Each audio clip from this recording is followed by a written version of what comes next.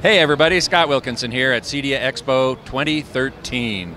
Well, it's our last video interview of the show, and I'm sitting here with Mark Henninger, who has been faithfully recording all of the videos you've been seeing on AVS, and with the incredible camera rig that he's developed, very portable, very slick. I want to thank you so much for all your great work. It's been tremendous. You're welcome, Scott. It's been really intense and interesting. I mean, you know, this is your first CEDIA, right? It is my first CEDIA, so it's all fresh and new to me. Yeah, it's been like 15 years for me, so it feels kind of like old hat, and yet I'm kind of enjoying seeing it through your eyes, you know, as being the first timer, and you're catching things that I'm missing. In fact, when we go to demos, you know, you're seeing things and hearing things that I might have missed, so I appreciate that very much. Sure, I'm not jaded, as it were. Right, exactly. But I do know what I'm looking for. You do. And yeah, so we have seen some very interesting demos, and you're right. Maybe I was being a little bit too critical in the manner that AVS members are. Exactly. No, you're representing AVS very well, I think. So what demos have you seen? Let's talk about video first. That you were particularly impressed with? I think the most impressive demo was by Epson, and what they showed us was a truly affordable anamorphic system that was I think it was $5,000, $5,500, I think. $5,500, and to my including eye, the anamorphic lens. Exactly, with the lens and the quality of that, I felt it would be hard to distinguish from some of the other much more expensive systems, and it might be because it was calibrated well. It might be. Kevin Miller did the calibration, and he did a great job. He's a great calibrator. Agreed. And we were looking at it on a 235 screen.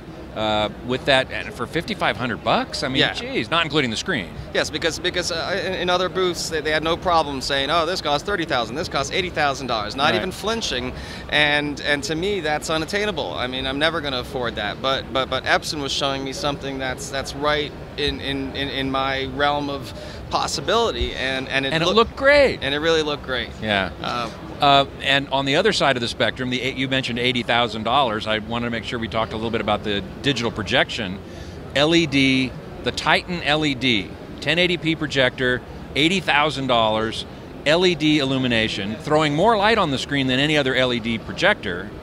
But tell us about that one. I mean, I could too. There was an issue which harkens back to the Epson, which is it was not calibrated, and it was showing color that was out of gamut, which really affected skin tones and affected the perception of realism. It looked fake, and in my view, that I know what they were trying to show off, which is just the brightness and the color rendering capability of it. Right. The fact that it goes outside of the gamut that we should be using. Absolutely, but then they're telling me that it's a 1080p projector for $80,000 and the picture on the screen doesn't look perfect, and that was a little bit off-putting. But then I got to understand what that experiment or what that projector was bringing to the table, which would be more than a decade of continuous running where the quality of the light won't change, won't dim, yeah. And that because it's not hot, it doesn't have to have a fan, or at least doesn't have to have a loud fan. Right. So those are real advantages that I'd like to see trickle down into less expensive projectors. Yeah. But it reminded me of something which is honestly $5,000 calibrated is better than $80,000 uncalibrated. That's a very good point. I'll try to remember that phrase. That's great. Right.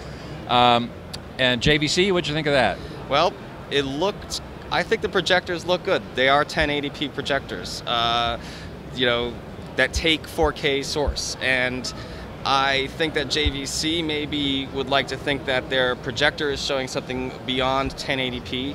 But what I think is happening is the 1080p people are watching today is 420 compression, and so is the 4K being shown because of the limits. The bandwidth limitations. Exactly, but when you have 4 times the resolution, you also have 4 times the color resolution anyway. And when you downsample that to 1080p, that 4:1 sampling makes the 420 into something else. I don't actually know how to do the math on it, but the point is that there's more color information. So the 4K signal going through JVC's 4K input and being played through their they're E-shift thing. Yes, E-shift. What E-shift seems to do to me is get rid of the pixel structure. It doesn't add resolution, but it does get rid of the grid and present a smooth image on the screen, which is very cool. So when you have that better source and you have that better rendition of 1080p, it might even add to the argument that people make that 1080p really is sufficient for most situations. So beyond that, JVC did have the contrast ratio, the accurate colors, everything was going on there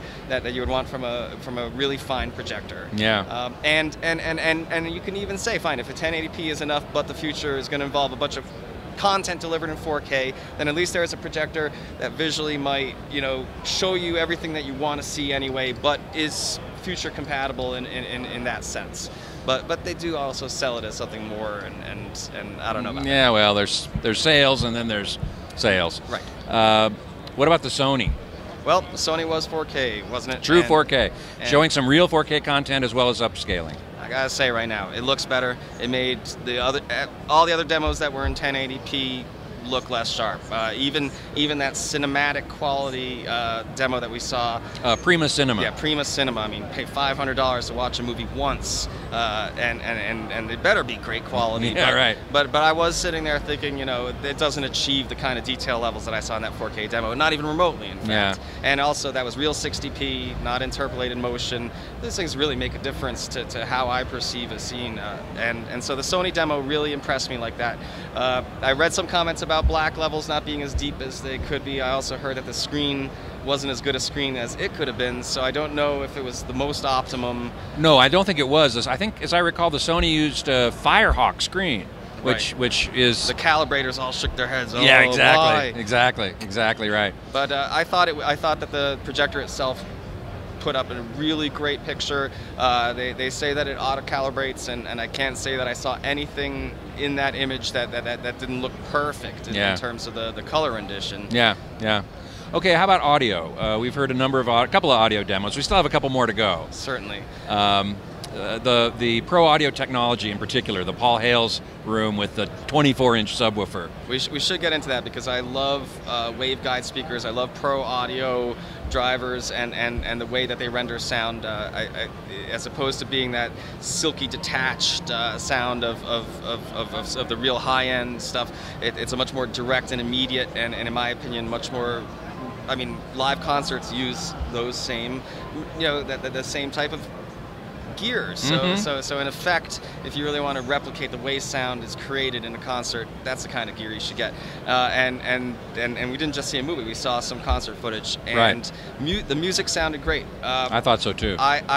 We had some discussion about how deep that subwoofer can play, and ultimately they discussed the fact that they went for efficiency over super deep extension. Right. And I might make a different decision in my home theater, but looking at the size of those subs, the theaters that they're going into, even though it's a home theater, I bet the home is as large as some movie theaters, I suppose. Yeah, exactly, probably so. And that demo was in a much smaller room than two of those 24-inch subwoofers would reasonably fit in, but they were trying to make a statement. Well, they were, and the statement they made was to play 110 decibel music and not have it actually hurt your ears.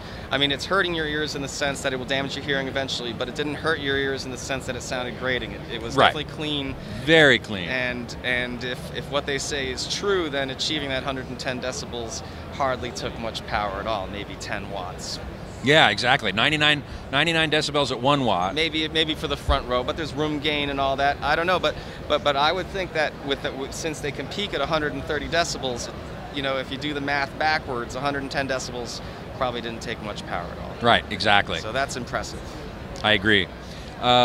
Speaking of the Prima Cinema room, that looked pretty good. It was 1080p, and I agree it didn't match for true native 4K.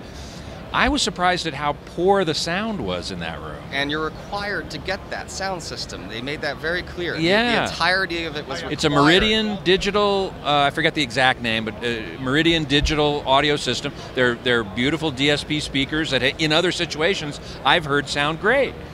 It did not sound right. No, it's kind of harsh. And is this another case of not calibrating, perhaps? I can't imagine that they didn't. This this is true because they said they were so rigid about every standard. They even you have to get a fingerprint scan just to watch your movie. and, I mean, yeah. I'm going to write about that on the site, but just in case people don't know, this is a movie rental service where you can actually rent the movie day and date with its release in the cinema, in the commercial cinema. So they were showing us Rush, which opened yesterday in the theaters.